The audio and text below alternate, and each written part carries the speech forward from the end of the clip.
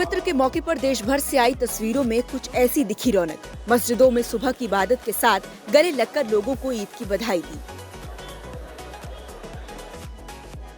आम लोगों के साथ बड़ी सियासी हस्तियों के यहाँ कैसा रहा त्योहार, आपको अलग अलग वीडियो के जरिए दिखाते हैं। बीजेपी नेता मुख्तार अब्बास नकवी ने गुरुवार को ईद उल फित्र के मौके पर नई दिल्ली में पंजा शरीफ दरगाह पर नमाज अदा की। नमाज अदा करने के साथ नकवी ने कहा, हमारा देश एक ऐसा देश है जहां सभी धर्मों के लोग एक साथ रहते हैं। हर कोई अपने त्योहार मनाता है और मैं सभी को ईद की शुभकामनाएं देता हूं।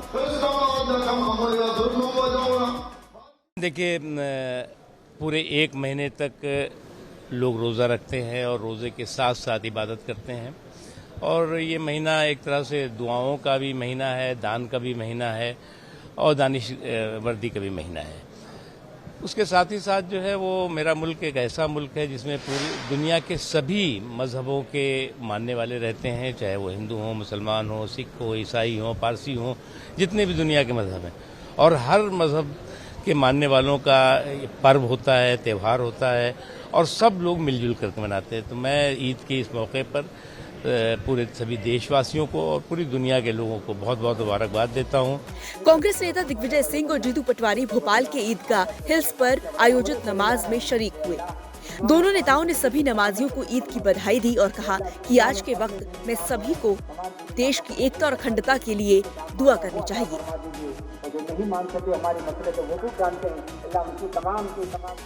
या क्रिसमस हो, चाहे होली, दिवाली, डोल 11 हो, चाहे गुरु नानक जी का सालगिरह हो, चाहे बौद्ध हमारे भगवान बुद्ध की पूर्णिमा हो, हर धर्म के लोगों का जब धर्म उत्सव आता है तो हम लोग जाते हैं। आपको लगता है कि भोपाल में बहुत भाईचारा है जिस तरीके से आज दिख रहा है? देखिए, बात यह है, भाईचारा जो है मानसिकता का प्रश्न है।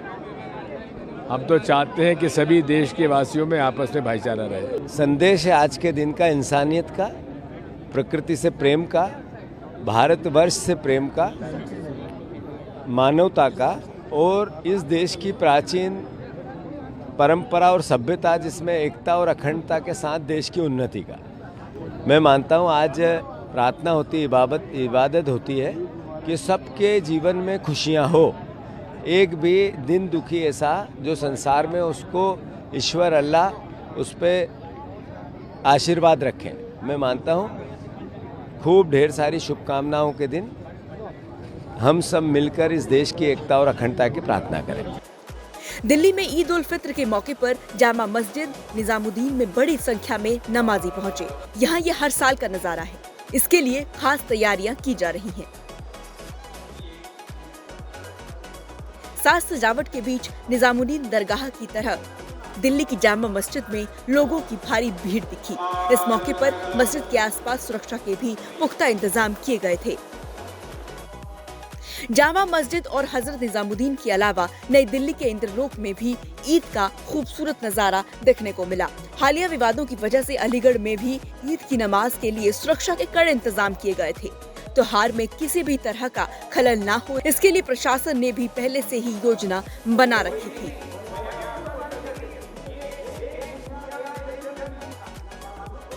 ईद की नमाज को लेकर यहाँ पुराने और नए ईदगाह में 2 शिफ्ट में नमाज की व्यवस्था कराई गई थी और 2 शिफ्ट में ईद की नमाज संपन्न की गई।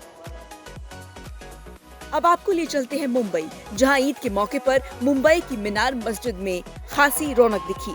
नमाज के बाद यहां सुरक्षा कर्मियों ने लोगों को लाल गुलाब बांटे। गुलाबी नगरी जयपुर में भी ईद का त्योहार पूरे जश्न के साथ मनाया गया।